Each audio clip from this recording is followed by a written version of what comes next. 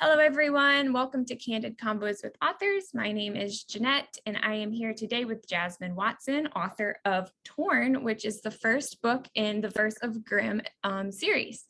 So, Jasmine, thank you so much for being here. I really appreciate you taking the time out of your evening to chat with me.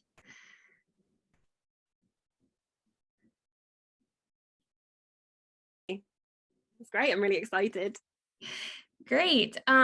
And just for people watching, there is a little bit of lag between our video connection. So apologies in advance. We were just saying it's like watching the news.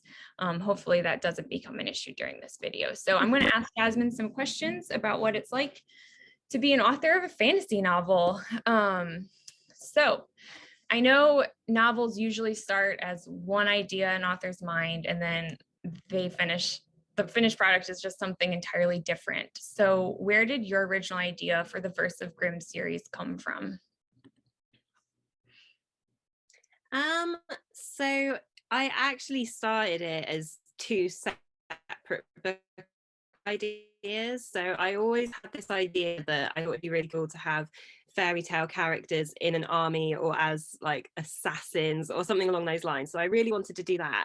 And I really wanted to do something where it was a different world and was involved, and I was writing the two books separately as two different entities. And sorry, the dog's really barking. I'm sorry if you can hear that. They'll probably bark.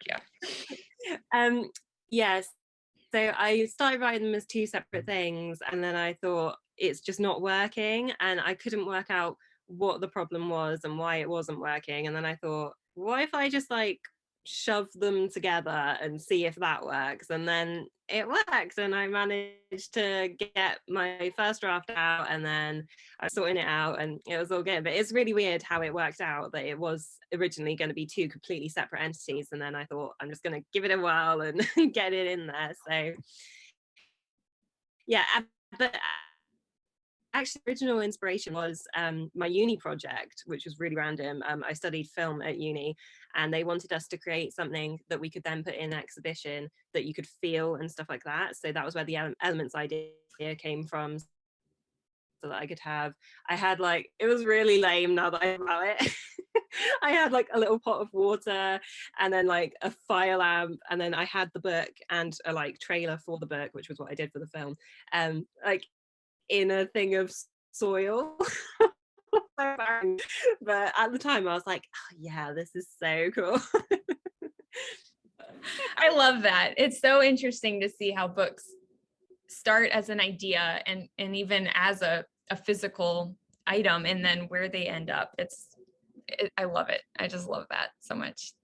Yeah. So writing fantasy is a daunting task for many authors, myself included. I have ideas, but just the idea of sitting down to write fantasy, just So how did you track your world building, and do you have any advice for authors looking to world build as well?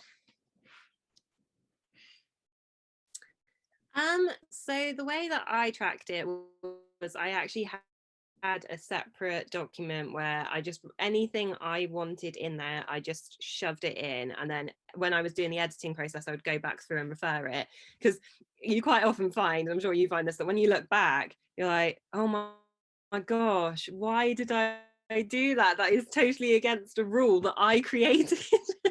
Which is so silly. But when you've got those documents, that's really helpful. And I've seen that people actually sell booklets that you can track your world building on. I'm not sure what they actually are called, but I've had to give that a whirl next time. But yeah, just keeping a separate document is definitely a good idea. So I think that would be my main advice. But also I think for authors, kind of think what you, because world building is different. You're never going to cover every single aspect of the world as much as you might want to. So I think it's kind of think what the most important parts of it for your world are. So the magic system, the politics, and kind of do it that way, and think what's best for your book. Yeah, that's true. I know I'm writing a novel right now, and I will even forget like minor characters and names that I mentioned like 4 chapters beforehand. And so I just, yeah, like you're saying, just remembering your own rules and just the world system you built that's really good to know. Just making a document and just having something you can Is, reference yeah.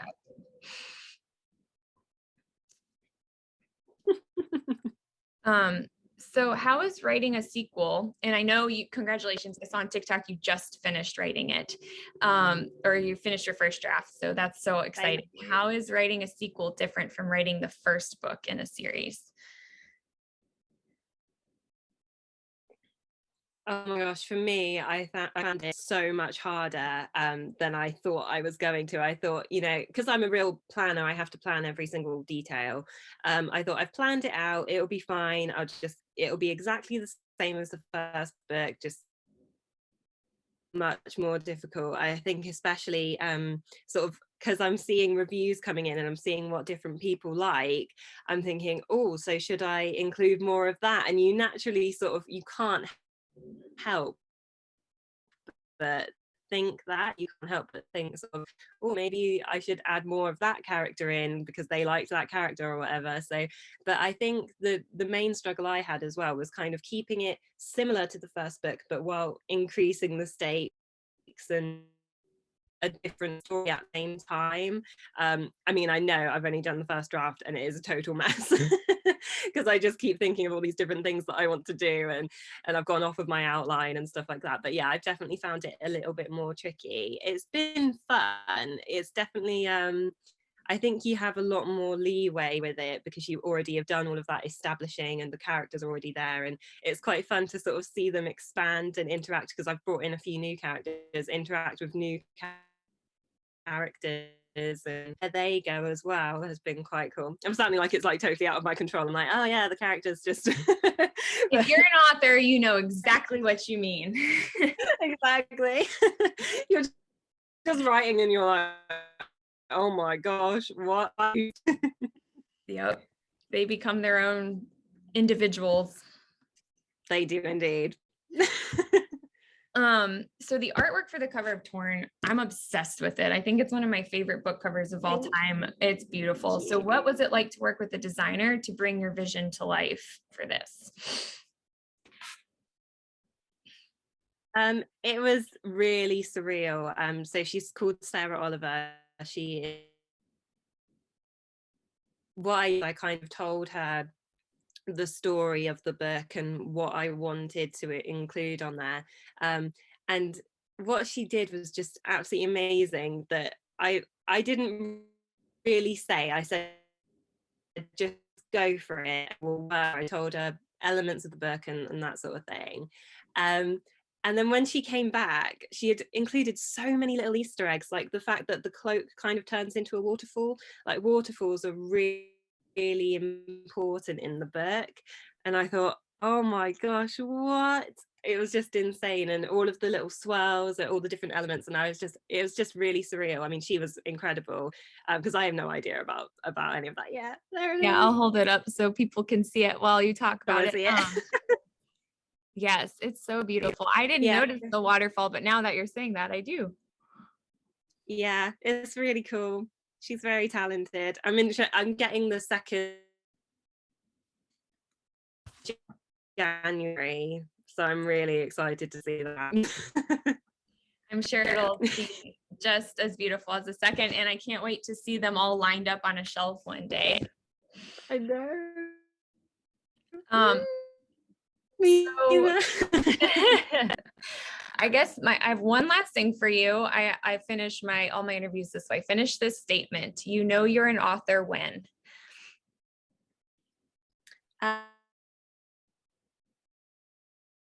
You're an author, literally think about your books 24/7 and little interactions with other people. You think, that's a good idea for my book. Like I literally had someone have a go at me at work, and something that they said, I was like, I'm adding that to my book. Thank you.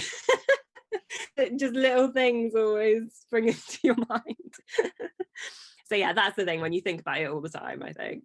Oh yes, it just becomes your default thought process almost. Yeah. Always there.